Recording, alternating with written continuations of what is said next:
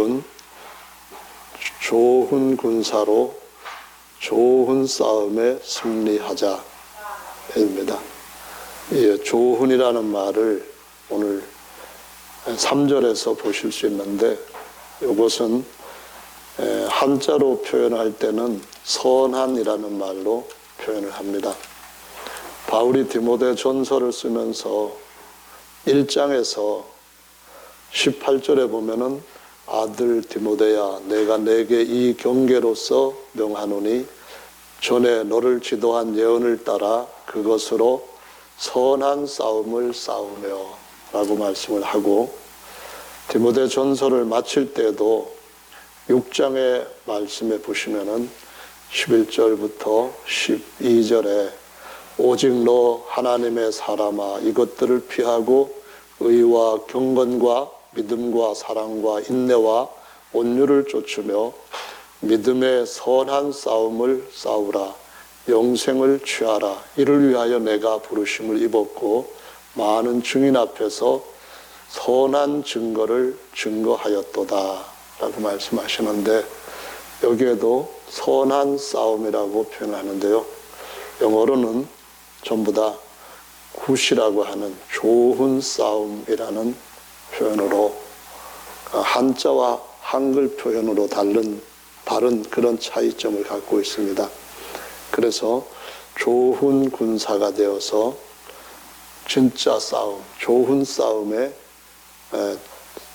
주님이 기뻐하시는 승리를 해야 되겠다, 이 말씀을 오늘 전하려고 합니다. 이 말씀은 지금까지 우리가 살고 있는 이 세상에서 4개의 각각 다른 나라들이 공존하고 있다고 하는 말씀을 먼저 기억하시고 또 그 이전에 이해를 하실 필요가 있습니다. 첫째로는 누구나 알고 있는 세상에 속한 나라입니다. 대한민국도 있고 또 중국도 있고 미국도 있고 일본도 있고, 그런 나라에 속한 군사도 있죠.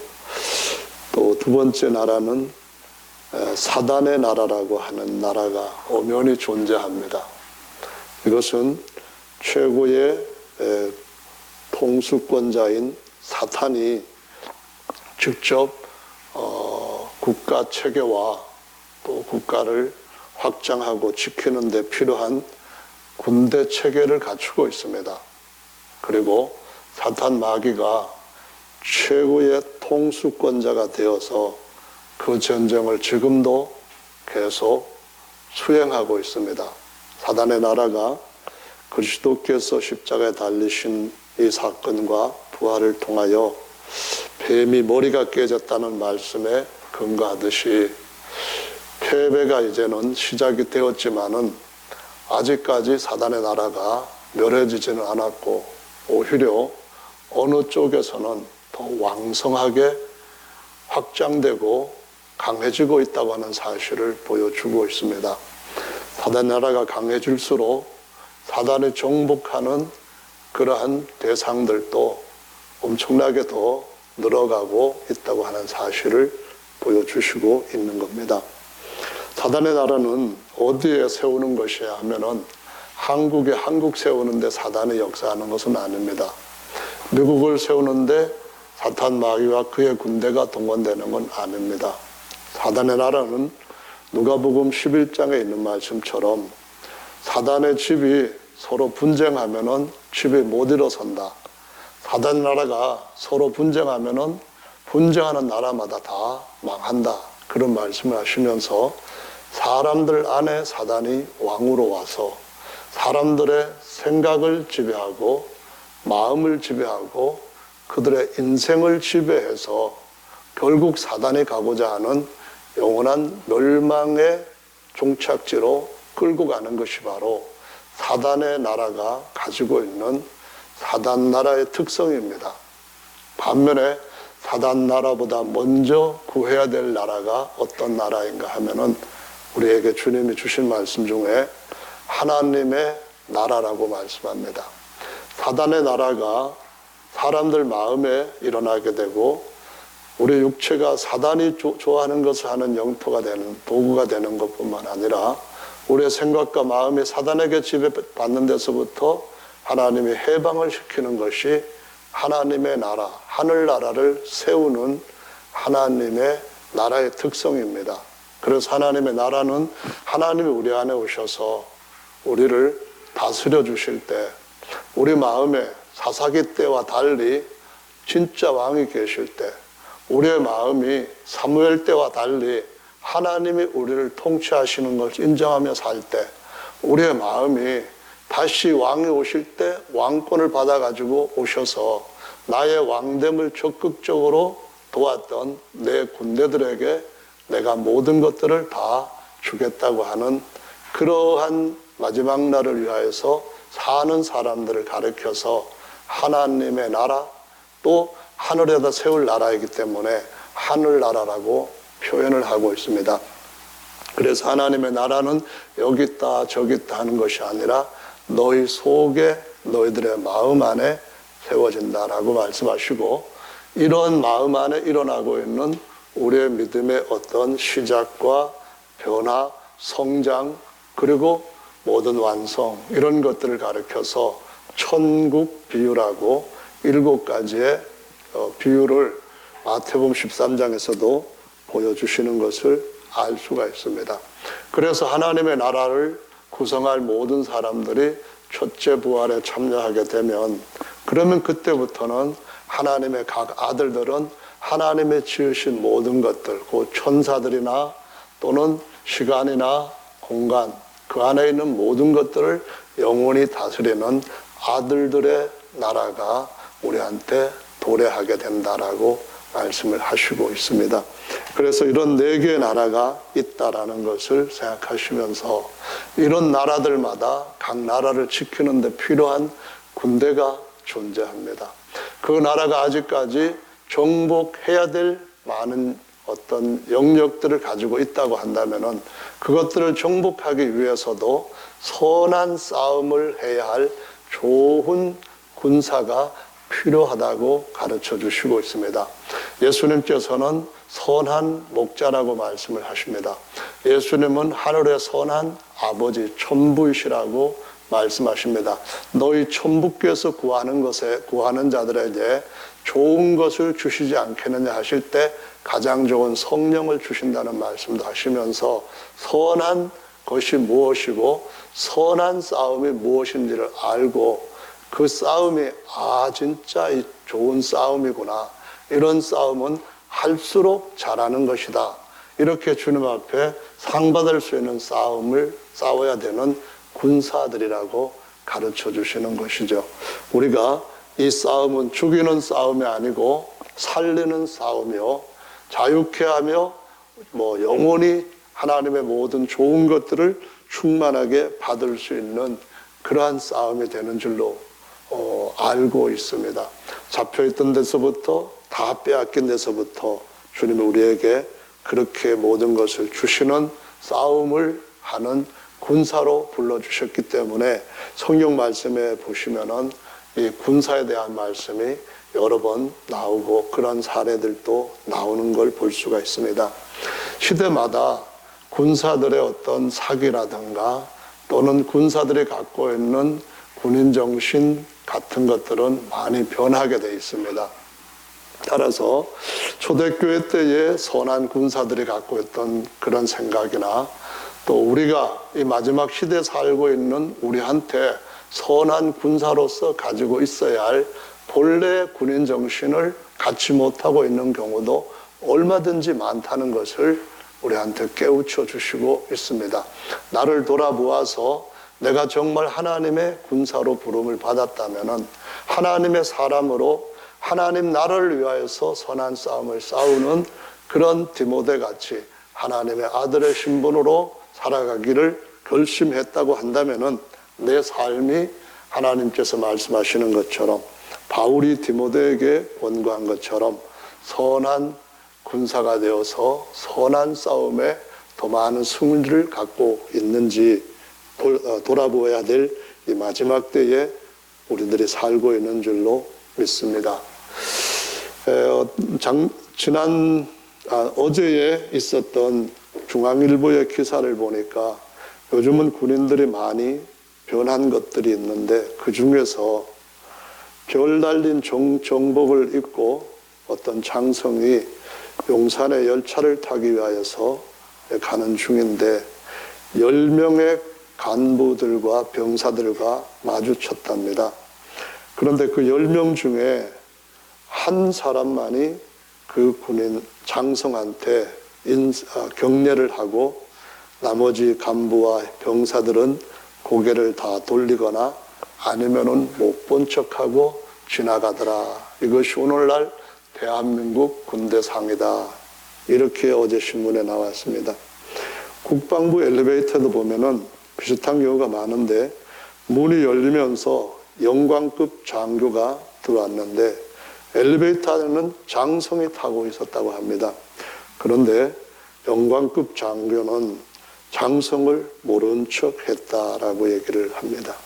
그러니까 상관을 보고도 인사조차 하지 않는 군대, 이런 얘기가 지금 나오고 있다는 거죠. 군대는 사실상 명령과 복종이라고 하는 특이한 룰을 가지고 있는 그러한 민간인과 다른 공동체인 것을 알 수 있습니다. 그래서 민간인들이 하는 얘기는 군인 보고 군인이라 하지 않고 군발이라는 말로도 표현을 쓰는데요. 이 군인은 계급의 중심의 위계 질서를 따르는 그러한 공동체이기 때문에 명령과 복종으로 이루어진 관계에서부터 벗어나면은 이 집단이 가지고 있는 정체성이라든가 하는 역할 같은 것들을 잃어버릴 수 있다라고 가르쳐 줍니다. 2차 대전 때에 미국의 드라마 하나가 있었는데 밴드 오브 브러더스라고 하는 여기에서 보면은 리처드 윈터스 소령이 예전 상관인 허버트 소불 대위가 외면한 채 지나가려고 하자 경례를 받아내며 한 얘기가 있다고 합니다. 그러니까 소령인데 예전에는 그 사람이 자기의 상관이었다는 거죠. 대위였던 상관인데 그래서 뭐라고 했는가 하면은 경례를 하는 목적은 사람이 아니라 계급에 대해 경례하는 걸세 하면서 결국은 자기 이전에 상관이었던 사람을 자기가 현재는 더 높은 계급이니까 경례를 해야 된다 하고 경례를 받았다는 드라마 얘기가 있다라는 얘기인데요. 무슨 얘기를 지금 드리는가 하면은 하나님의 군인으로서 살아갈 때에 하나님께서 우리한테 어떤 위계 질서를 주셨고 그 맨 위에 있는 군인의 통수권자는 하나님이시다 하는 사실을 알고 인정하고 하나님이 나한테 뭐라고 말씀하시는지를 그거를 듣고 그 하명에 따라서 어떻게든지 순종을 하는 것이 바로 하나님께서 우리한테 너는 내 군인이다. 나의 나라를 위해서 군인이니까 군인으로서 나한테 네가 싫어도 모든 권력을 가지고 있는 나 왕한테 내 총사령관한테 경의를 표하고 복종을 해야 된다. 이렇게 요구하시고 있다는 것을 볼 수가 있습니다. 구약의 말씀에서 보면은 좋은 군인이라고 할 때 어떤 내용이 상기되는가 하면은 다윗이 용병으로 우리아라고 하는 햇사람의 장수 하나를 이제 자기 나라로 불러 들어갔고 귀화를 시킨 것으로 보입니다. 그런데 이 우리아라고 하는 사람이 어느 정도로 대단한 그 군인으로서의 그런 무력 같은 것을 갖고 있었는가 하면은 다윗의 군대 중에서 30명 용사 안에 드는 사람이었어요. 30명 안에 든다면은 정말 대단한 사람이거든요. 우리나라의 별자리들 중에서도 아주 요직을 맡을 만한 그런 사람인데 근데 이 우리아라고 하는 사람의 이름을 히브리어로는 어떻게 붙였는가 하면은 그 원래 뜻이 야훼의 불꽃이라고 하는 이름이 우리아의 이름의 뜻입니다. 그 의미가.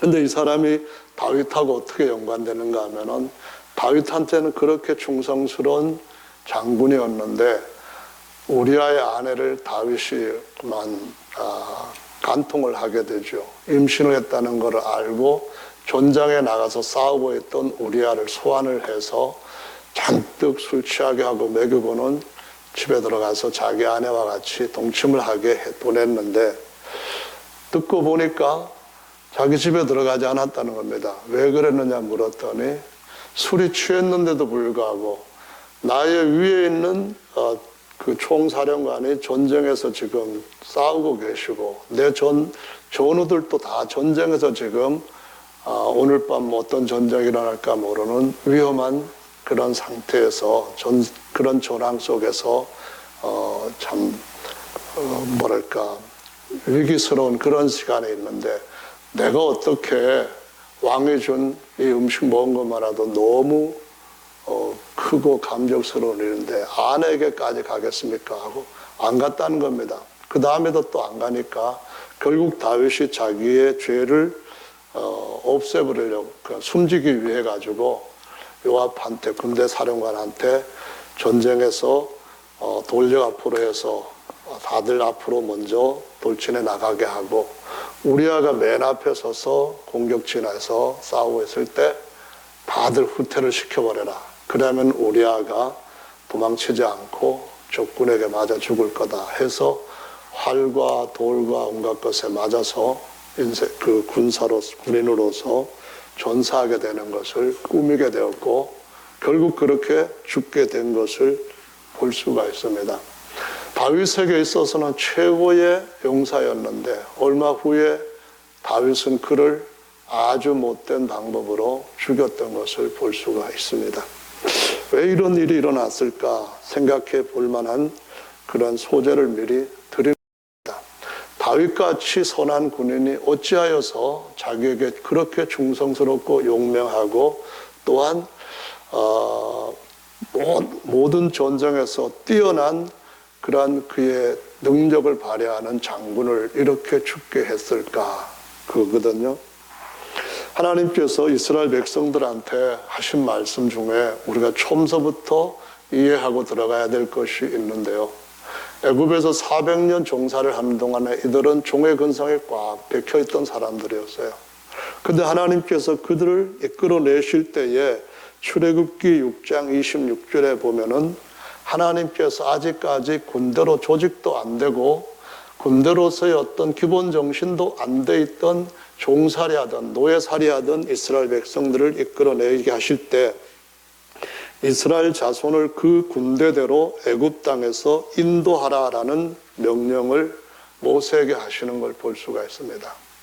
하나님께서 그 보잘것없는 정말 아무것도 아닌 그 노예들을 이끌어내실 때 하나님의 군대라는 표현을 쓰시면서 그들을 군대의 규모대로 조직대로 끌어내겠다. 너 끌어내게 해라. 이 말씀을 하시는 걸 볼 수가 있습니다. 그래서 민수기에 보면은 이 군대가 애굽에서부터 안전하게 그 엄청난 탈출을 하고 나와서 민수기 1장에서 보면은 사람들의 수를 세는데 거기 숫자에 보면은 하나님의 군대 수를 세라 해서 20세 이상의 남자들로 전쟁을 수행할 만한 사람들의 수를 세어보라. 그랬을 때에 60만 3,550명이라고 하는 군인들이 거기서 파악이 됩니다. 군인이 아닙니다. 그냥 노예 살해만 하던 짐 땅 파는 거라든가 집 나르는 거라든가 얻어맞는 거라든가 그런 정도로밖에 아무것도 할 줄 모르는 그들이었지만은 하나님께서 그들의 총대장이었기 때문에 하나님께서 그들을 이끌어 가시는 최고의 통수권자였기 때문에 하나님을 왕으로 알고 하나님을 전쟁의 최고의 영웅으로 알고 따라가면은 앞에 싸워야 할 군대들을 이길 수 있다고 말씀을 하신 겁니다. 그럼 이때 이스라엘 백성들 앞에 싸워야 할 군대는 누구인가요? 여리고성을 정복하면서 그 뒤에도 계속해서 정복을 해나갈 많은 나라들이 있고 왕들이 있습니다. 그들에게는 철병거도 있고 또 말로 마차로 조직되어 있는 그러한 아주 강한 돌파력이 있는 그러한 마병 군대도 있습니다. 창술만 아주 잘하는 그런 군대도 있고 궁술에 뛰어난 군대도 있고 백병전으로서 창칼을 휘둘러서 사람들을 일당백으로 물리칠 수 있는 군대도 있습니다.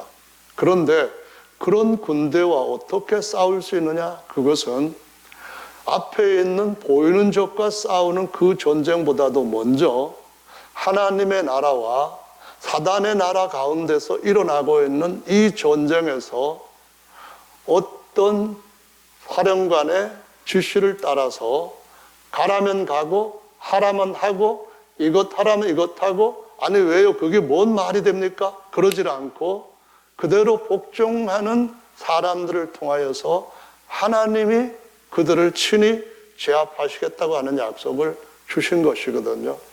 그래서 40년 동안 광야길을 가는 동안에 이 군대들이 하나님의 말씀을 따르는지 안 따르는지 사실은 훈련하는 기간도 되었는데 그 60만 3,550명 중에 2명만 남은 군인이었습니다. 패잔병이 아니었고 진짜 살아남은 군인이었고 나머지 60만 3,548명은 전부 다 전사를 하게 되었습니다. 어떻게 해서요?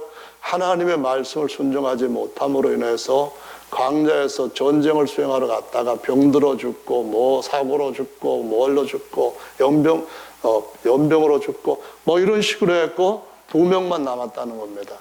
그때 남은 사람이 여호수아와 갈렙이었습니다. 여호수아와 갈렙이 이제 가나안 땅을 들어가서 접수를 하려고 딱 할 때 앞에 누가 나타났습니다. 사람의 모습으로 나타났는데 칼을 들고 있는 거예요. 그래서 여호수아가 물어볼 때 너는 적들을 위하느냐 우리를 위하느냐 물었을 때 나는 야훼 군대 장관으로 내 앞에 왔느니라 이 말씀을 합니다.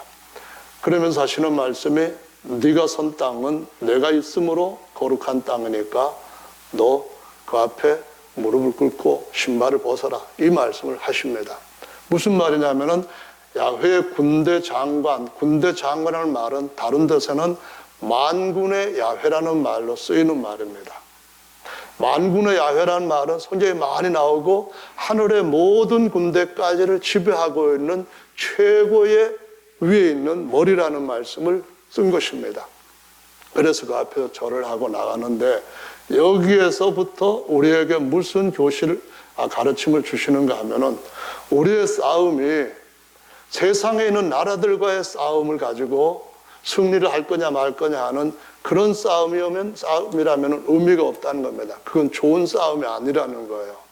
그런 데서 잘 싸우는 군인은 좋은 군사가 아니라는 거예요.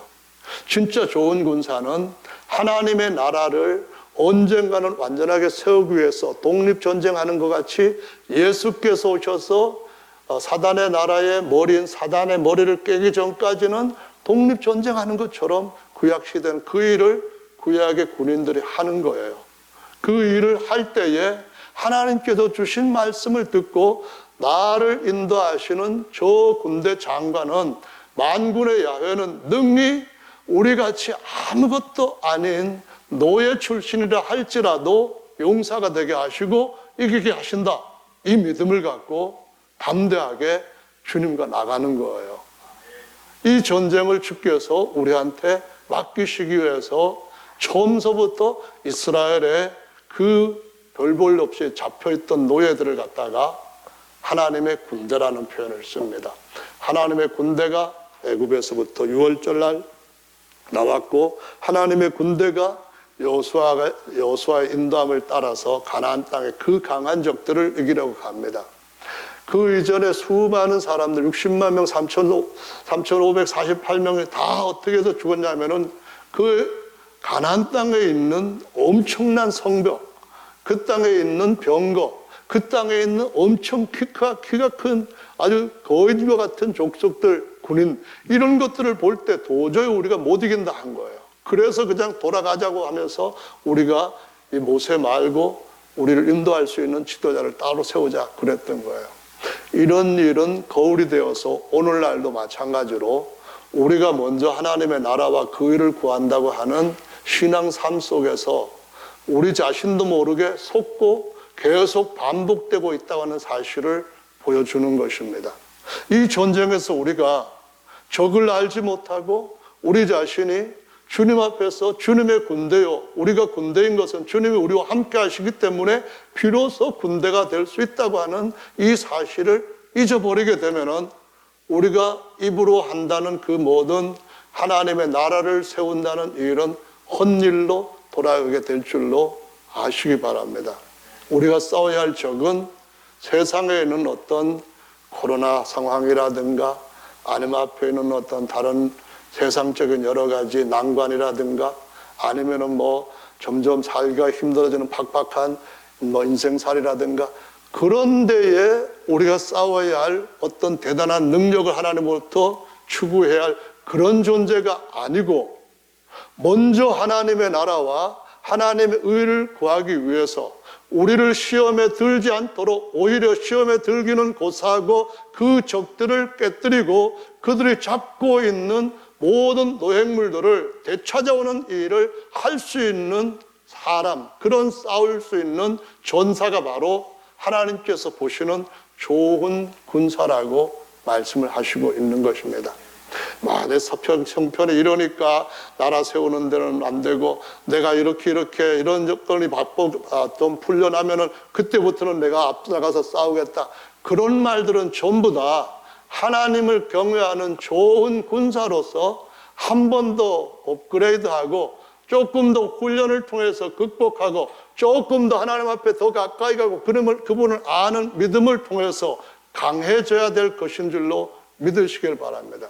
전쟁에 군인이 강하지 않으면 군인이 될 수가 없는 거예요. 그러나 오합지졸이라 할지라도 바울이 디모데에게 너는 성령 안에서 강해지고 한 말씀처럼 하나님과 나 함께하고 있다, 이 믿음을 가지고 싸울 수 있다고 한다면 하나님이 능히 우리의 삶 속에서 더 큰 하나님의 영원한 왕국을 하늘에서 세우시게 될 줄로 믿으시길 바랍니다. 이 마지막 때에 하늘의 하나님께서 한 나라를 세울 것이 됐는데 예수 그리스도 이후부터는 이제는 더더욱 우리 속에 하나님의 영이 함께 하시고 그리스도의 영이 함께함으로 인하여서 전쟁에서 승리할 수 있는 요건들은 더 완벽하게 갖춰져 있는데 문제는 어린애 같으냐 아니면은 그리스도 안에서 계속 훈련되고 강하여지고 더욱더 적극적으로 안에서 일어나는 불꽃이 우리아처럼 일어나느냐, 여기에 우리 자신을 하나님 앞에 내려놓고 나를 주님이 받아주십시오 하는 그런 믿음으로 나가느냐 못 나가느냐, 그것이 바로 오늘 이 시대에 이 가장 치열한 마지막 때 전쟁에서 더 큰 승리를 얻을 수 있는 능력이요 비결이 되는 줄로 믿으시기를 예수님의 이름으로 축원합니다. 할렐루야. 신약의 성도들이 싸워야 할 전쟁은 정말 많은 경우에 사단 마귀에게 속아가지고 엉뚱한 나쁜 전쟁의 나쁜 군인 또는 나쁜 전쟁의 좋은 군인으로 살다가 싸우다가 죽는 사람들 참 많다는 것을 보여주시고 있습니다. 이스라엘 백성들이 가나안 땅 원주민을 정복하는 수복전쟁은 하나님께서 그들한테 구약의 그림으로서 하나님의 백성을 진짜 하늘의 백성으로 세우시기 위해서 모형으로 주신 겁니다. 그 전쟁처럼 우리들도 이 땅에서 세상의 육체에 속한 전쟁에 좋은 군사가 되는 것은 진짜 참된 나라를 세우는 좋은 전쟁의 좋은 군사가 아니라는 것을 알아야만 됩니다. 예를 들어 보겠습니다. 19세기에 미국이 영국에서부터 있던 그 억압된 상태에서부터 영국의 성공회가 가톨릭과 거의 비슷한 상태로 신앙을 이렇게 쪼여왔는데 거기서 피해가지고 신앙의 자유를 위하여서 메이플라워 배를 타고 미국으로 이주를 하게 됩니다. 이주하는 동안 거의 반 정도가 죽음을 당하게 됩니다. 질병으로, 가난으로, 추위로. 겨우 미국에 도착해가지고 거기에서 원주민들한테 도움을 받아가지고 그 해를 넘기고 옥수 심는 법이라든가 이런 걸 그들한테 배워가지고 이제 한 해 동안에 열심히 일해서 가을이 되었을 때 이맘때쯤 추수감사절을 지내게 됩니다. 처음 그게 추수감사절의 그 시작이거든요. 원주민들 불러다가 당신들 우리를 도와준 천사였다. 그렇게 하고 같이 기쁨을 누립니다. 그 다음부터는 얼마 안 있어서부터 영국에서 수많은 사람들이 정복자들로 미국에 들어오게 되고 미국을 신대륙이라고 이름을 붙입니다. 원래 아무도 없는 땅인데 먼저 발견한 사람이 임자라는 생각이에요. 그리고 그 땅의 사람들을 죽이기 시작합니다. 그 사람들이 원주민인데 이 사람들을 인디언이라는 이름을 붙입니다. 인도 사람이라는 말도 안 되는 말을 붙이면서 기독교도들이 인디언이라고 하는 원주민들을 살해하면서 그 땅을 온갖 방법으로 법을 교묘하게 지어가지고 그걸 이용해가지고 탈취하는 방법도 있고 전쟁으로도 수없이만을 죽이는데 심지어 어떤 일까지 했는가 하면은 전쟁을 해서 원주민들의 껍질을 벗겨와가지고 많이 가지고 왔으면 하나님 우리한테 사단의 백성들을 딱 이렇게 정복을 해보고 땅을 우리가 확보를 했대 가지고 가나안 땅 정복하는 것처럼 같은 생각을 갖고 그거 감사 예배를 드린 거야. 아니잖아요. 그 이후에 보면은 또 어떤 일이 일어난가 하면은 아브라함 링컨 같은 사람은 미국 대통령 중에 아마 최고로 존경을 받는 대통령일 거예요. 근데 이 양반이 북군과 남군을 싸우는 내전이 일어났을 때에 이 전쟁에서 전쟁의 명목을 뭐로 세웠냐면은 미국이 51개 주로 하나로 연합된, 그때 51개 주 아니지만 하나로 연합된 국가가 돼야 되는데 이걸 깨면 안 된다. 그래가지고 남군하고 배반한 남군하고 북군 그러니까 싸움이 붙은 거예요. 이 싸움에서 남군은 숫자적으로 열세였지만 공업지역이 많고, 아니 북군은 그렇고 남군은 뭐 농업지대 노예들이 많고 이런 구조에서 싸움을 붙었는데 얼마나 많은 사람이 죽었는가 하면은 북군에서는 11만 명이 죽었습니다. 남군에서는 26만 명이 죽었습니다. 그들 중에 누구는 총에 맞고 누구는 칼에 찔려 죽고 누구는 칼에 베어 죽고 누구는 창에 찔려 죽고 누구는 돌 맞아 죽고 이 수많은 사람들이 37만 명이나 되는 엄청난 젊은 군인들이 어떤 집안에는 아들이 둘씩 없어지고 하나는 겨우 그냥 살아서 돌아가는 이러한 실제 비화도 있는 것처럼 처절하게 싸우고 죽였습니다. 그래서 이 싸움에서 링컨이 이겼습니다. 사람들이 링컨에 대해서 어떻게 얘기하냐면은 백악관을 기도실로 만든 대통령 이렇게 부릅니다. 그는 항상 하나님 앞에서 하나님 저희 나라 잘 되게 해주십시오. 전쟁터에서도 하나님 저희 북군을 이기게 해주십시오. 기도합니다. 어떤 참모가 와가지고 어떤 목사가 와가지고 기도를 하는데 하나님께서 아브라함과 함께 해주십시오. 그렇게 기도를 한 뒤에 아브라함 링컨이 그 목사님 보고 뭐라 했냐면은 목사님 앞으로 기도하실 때 하나님이 아브라함 링컨과 함께 하도록 기도해 주시지 말고 아브라함 링컨이 하나님과 함께 할 수 있도록 기도해 주세요. 이렇게 했다는 일화도 있습니다. 여러분 37만 명이나 되는 어마어마한 사람들이 누구의 밥이 되었습니까? 어느 전쟁에 희생당한 사람들입니까? 거기서 누가 이기고 누가 진 것입니까? 세상 나라의 전쟁에서 승리는 사실상 의미가 없습니다. 거기서 일어났던 이 사람들을 하나님의 나라 백성이 될 수 있도록 이끌어가는 일과 이 사람들을 죄악 가운데서 영원히 형벌받을 수 있는 마귀의 백성으로 만들어가는 일, 이 차이가 얼마나 큰 차이인가 하는 것을 오늘날 이 세대 사람들도 너무 모르고 있는 거예요. 왜냐하면 하나님의 나라 실제와 사단 나라의 실제에 대해서 이해를 못하기 때문인 것입니다. 먼저 하나님의 나라와 그 일을 구하는 것이 무엇을 의미하는 것인지를 이해하지 못하기 때문에 그런 것입니다.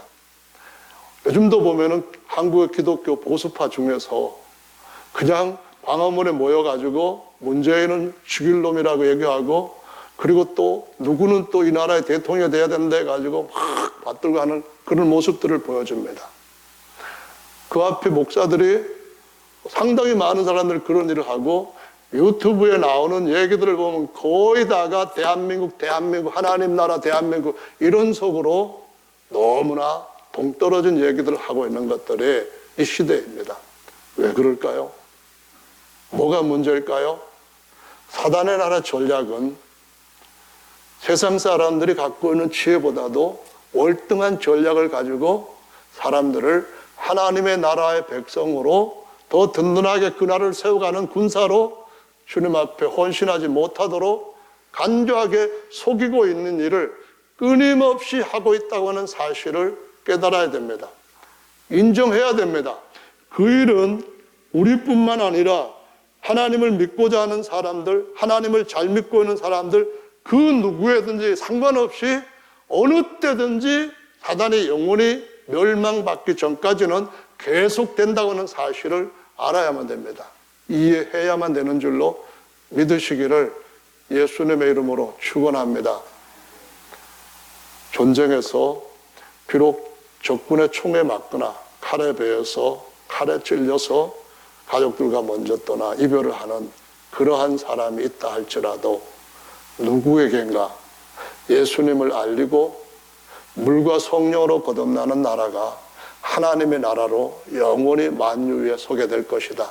이걸 위해서 초대교회 순교자들처럼 그렇게 가는 사람들이 이 시대에 정말 필요하고 이런 사람들을 하나씩 디모데처럼 세우는 일을 하는 것이 예수 이름 침례교회 저와 여러분들이 해야 될 진정한 하나님 앞에서의 사명인 줄로 믿으시기를 예수님의 이름으로 축원합니다. 여러분, 하나님의 나라는 여기 있다 저기 있다 하는 것이 아닙니다. 또한 사단의 나라도 어디에나 계속 사단이 활동하고 그 나라를 확장하고 있다는 것이 여기 북한에서만 일어나고 있는 김정일이 역사하는 어떤 그런 것만이 아니라는 사실을 아시기 바랍니다. 민주주의든 공산주의든 아니면은 인본주의든 또 다른 어떤 독재주의든 어떤 시스템 가운데 있든지 간에 저들의 마음속에 왕이 없으므로 자기 소견에 옳은 대로 행하였더라라고 하는 사사기 시대의 잘못된 관행 반복이 오늘날 우리 시대에도 우리 속에도 얼마든지 일어날 수 있다는 사실을 알고 정신 차려야 됩니다.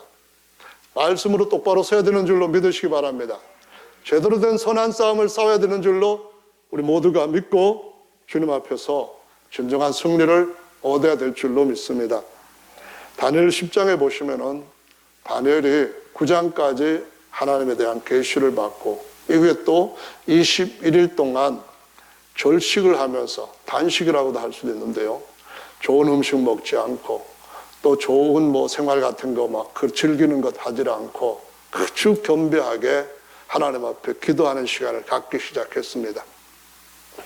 그런데 다니엘이 고레스 왕 3년 때에 이와 같은 환상을 보았는데 어떤 환상이었는가 하면은 하늘에서 일어나고 있는 영계에서의 전투라고 표현을 합니다.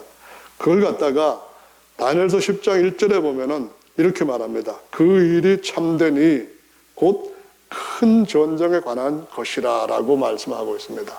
무슨 얘기냐 하면은 땅에 있는 전쟁은 1차 대전이든 2차 대전이든 그렇게 큰 전쟁이 아닙니다. 더 큰 전쟁은 하늘에 있는 천사들의 전쟁이라는 겁니다.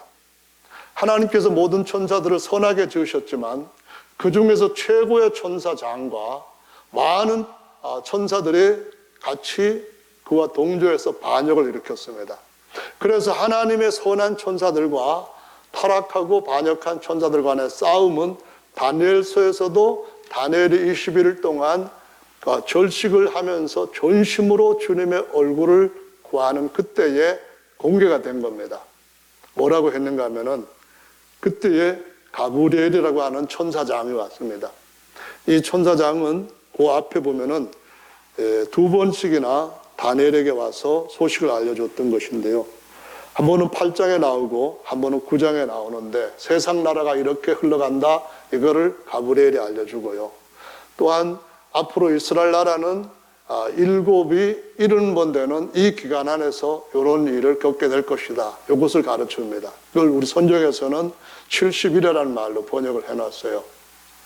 그것을 가르쳤던 가브리엘이 또 온 거예요.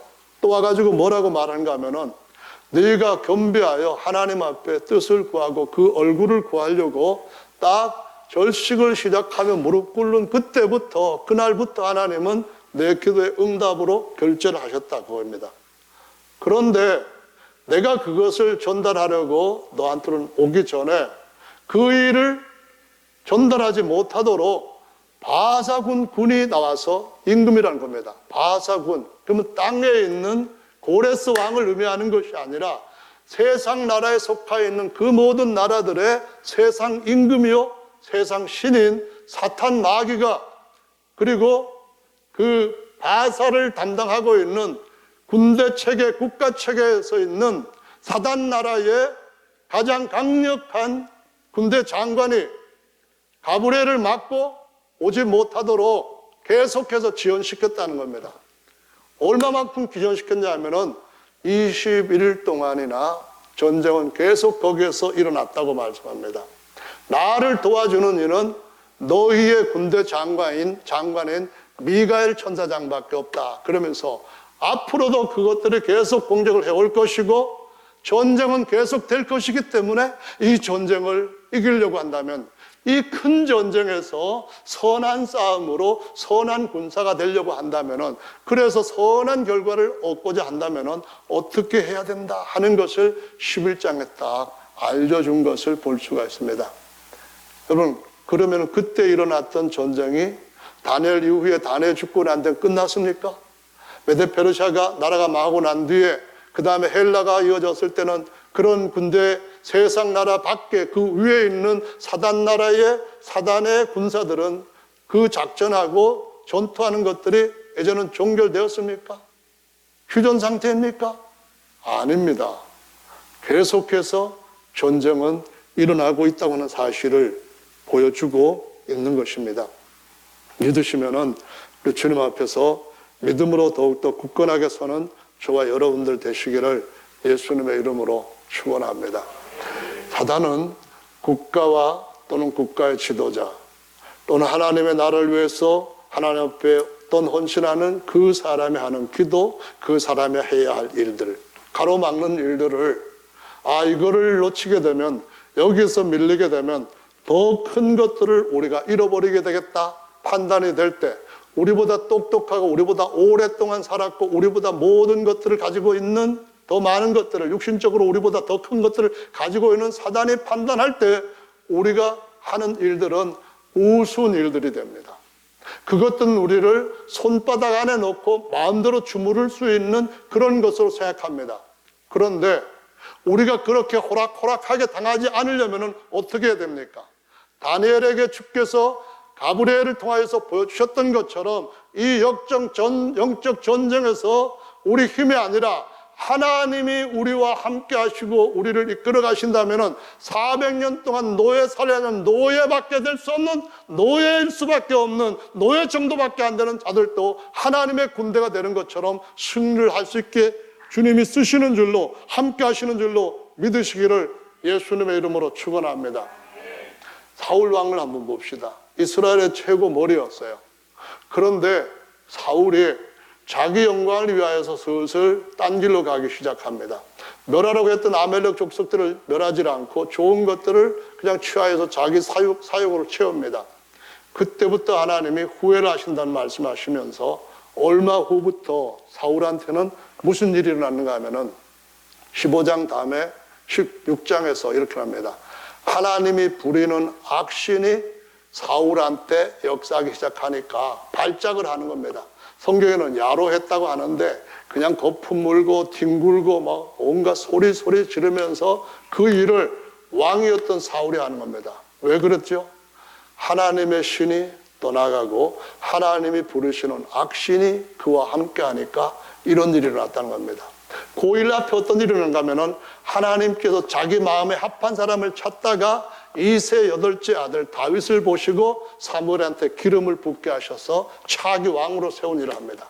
어린 아이인데 기름 부음을 받은 거예요. 어린 아이인데도 불구하고 하나님의 영이 함께 하시는 거예요. 그러니까 이 사울이 야로할 때에 어떻게 하면 이것을 진정시킬 수 있는가 어전회의를 했는데 할 수 있는 방법은 수금 잘 타는 하나님의 영이 아주 가득한 지혜 있는 사람을 불러다가 수금을 타게 하시면 악신이 달아날 겁니다. 피할 겁니다. 그래서 다윗을 왕궁으로 불러오는 일을 합니다. 여러분, 다윗을 나중에 사울이 3,000명의 정예병을 선발해가지고 죽이러 쫓아다닙니다. 다윗을 죽이려고 했을 때 악신이 그에게 역사하니까 자기 손에 들고 있던 창으로 자기의 사위였던 다윗을 죽이려고까지 합니다. 그 일이 왜 일어나죠? 그 사람이 처음에 하나님 앞에 선해서 하나님이 처음 이스라엘의 왕으로까지 기름 부어주게 했는데 왜 그렇게 됐죠? 사단은 그가 왕이 되고 난 뒤에 더 강력하게 사울한테 공격했다고 하는 사실을 보여주고 있는 겁니다. 하나님의 나라에서 우리가 더 큰 일을 한다고 한다면 사단은 그 큰일 하는 사람한테 더 주목할 수밖에 없고 더 많은 군대와 온갖 전략들을 다 구상하고 전체를 다 하나로 엮어가지고 그 일을 저지하려고 한다는 것은 분명한 모든 땅에서 일어나는 전쟁에서도 일어나는 일이라는 사실을 알아야만 됩니다. 사단에게 호락호락하게 넘어갈 수밖에 없는 것은 우리가 육신을 의지하고 그냥 어설픈 하나님의 백성이라고 하는 생각만 가지고 우리가 주님 앞에서 주님 일 한다고 나설 때에 10,000번 싸우면 10,000번 다 당할 수밖에 없는 것이 영적 전쟁의 현실이라는 사실을 보여주고 있습니다. 어떻게든 하나님이 우리의 일에 더 강한 군대로 우리를 붙들고 승리할 수 있도록 믿음으로 너 하나님의 사람아, 너 하나님 앞에 겸비하고 하나님의 얼굴을 제대로 구하고 하나님께서 너를 쓰실 수 있도록 하나님 앞에 훈련된 경건함을 가지고 하나님과 함께 그 일을 하나님의 손이 되어서 하나님의 발이 되어서 이 일에 참여하라는 겁니다. 그러면은 승리를 우리에게 주실 것이라는 것을 확실하게 보여주시고 있다는 거예요. 할렐루야, 아멘. 아까 말씀드렸던 것처럼 어떻게 해서 다윗이 그런 짓을 했을까?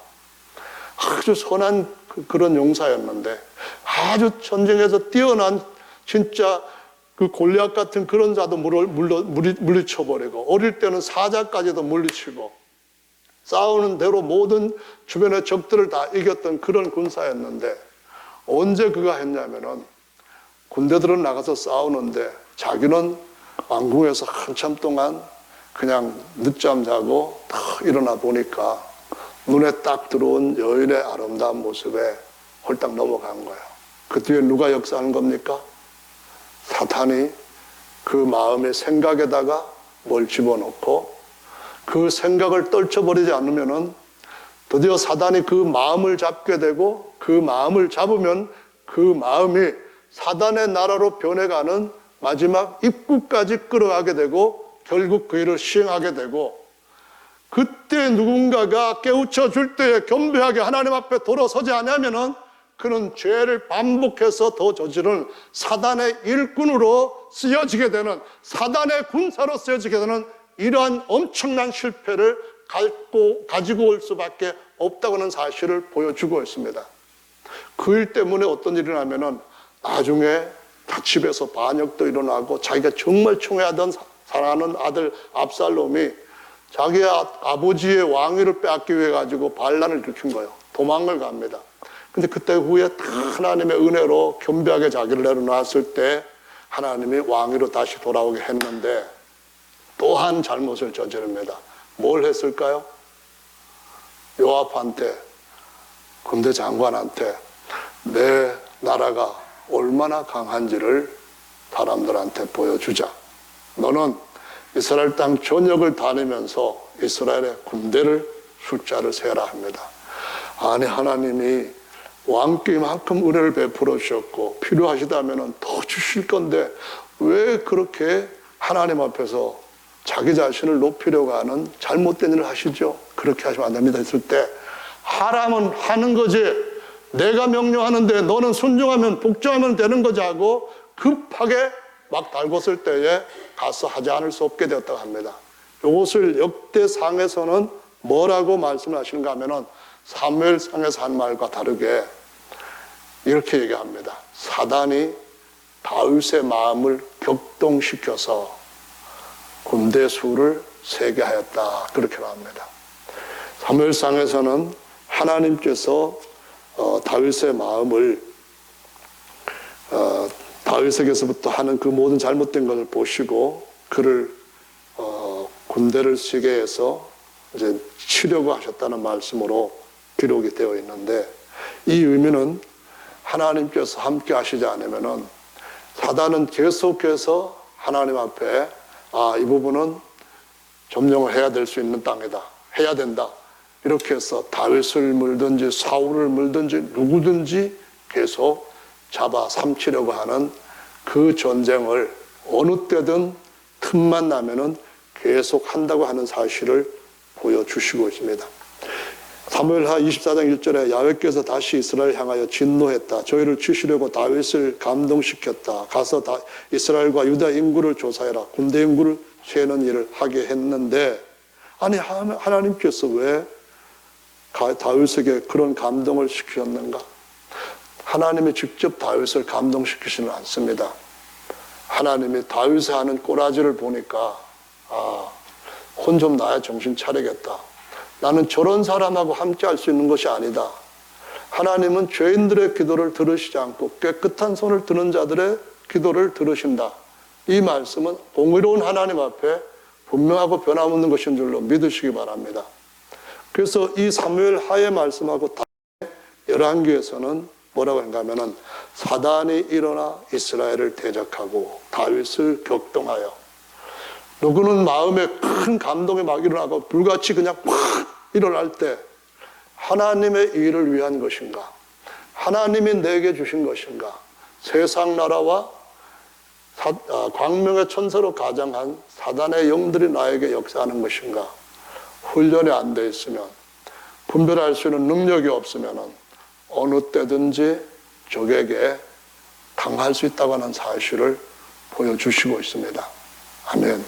여러분, 예수님 같은 분도 죄 없이 30세가 되신 동안 죄도 안 지으신 분인데, 속에는 하나님의 아들이고 하나님의 영이 충만하신 분인데 40일 금식하시기까지 했던 분인데, 그런데 어떻게 그 예수님한테 사단이 시험을 하러 왔을까요?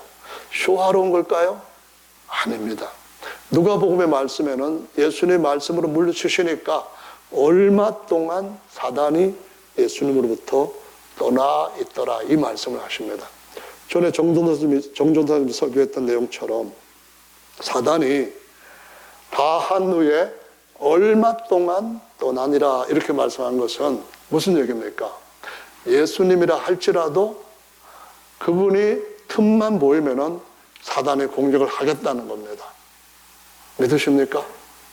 그럼 저와 여러분들한테는 사단이 저거는 그냥 식은 죽 먹기니까 가만히 놔둬도 스스로 꺼질 거야, 그러면은 뭐 싸울 것도 없지요. 하지만 하나님의 일을 세운다 하는 것이 보인다면은 사단도 전장을 일으킬 줄로 믿으시기 바랍니다. 하나님의 나라는 정말 우리가 먼저 구해야 할, 우리를 강하게 할 수 있는 비결과 생명의 길이 있는 줄로 믿습니다. 예수님 마지막 기도에서 시험을 받으셨습니다. 그래서 기도하시는 거예요. 예수님이 기도하러 가실 때에 제자들한테도 마귀가 시험을 했습니다. 누가복음 21장의 말씀에 보면은 예수님께서 베드로에게 말씀하십니다. 사단이 너를 밀가부로 타려고 내게 청구했다. 그러나 내가 허락하지 않고 아직까지 너 사울처럼, 아직까지 너 다윗처럼 내게서부터 떠나 있는 네 마음대로 서겠다고 하는 그런 교만함만 보지 않으니까 내가 너를 위하여서 기도했노라. 너 돌이키고 내 형제를 굳게 하라, 이 말씀합니다. 최후의 만찬에서 어떤 일이 났습니까?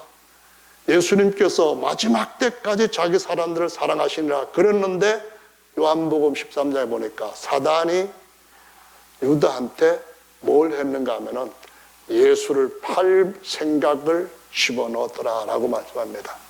12장에 보면은 예수님 앞에 마리아가 그 귀한 옥합을 깨뜨려가지고 그 안에 그 값진 향유를 발에도 붓고 모래도 붓고 키스를 하면서 예수님을 섬깁니다. 그때 분노하고 왜 이렇게 값진 것을 팔아가지고 가난한 사람들한테 나눠주면 좋을 것을 허비하느냐 했던 사람이 다른 복음서에서는 누구란 이름을 안 하지만은 요한복음에서는 유다는 도적이라고 말합니다.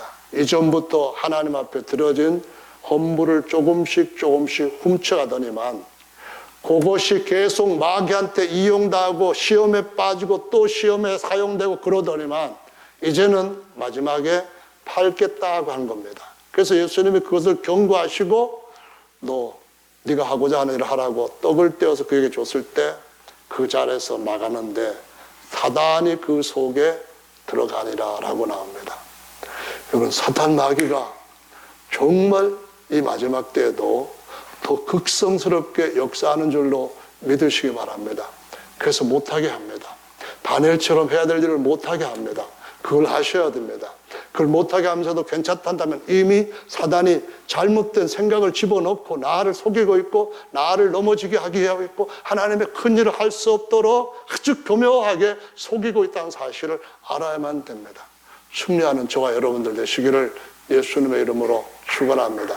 우리는 더 강한 승리를 가질 수 있는 하나님의 좋은 용사들이 될 줄로 믿습니다. 다 같이 잠시 동안 기도하겠습니다.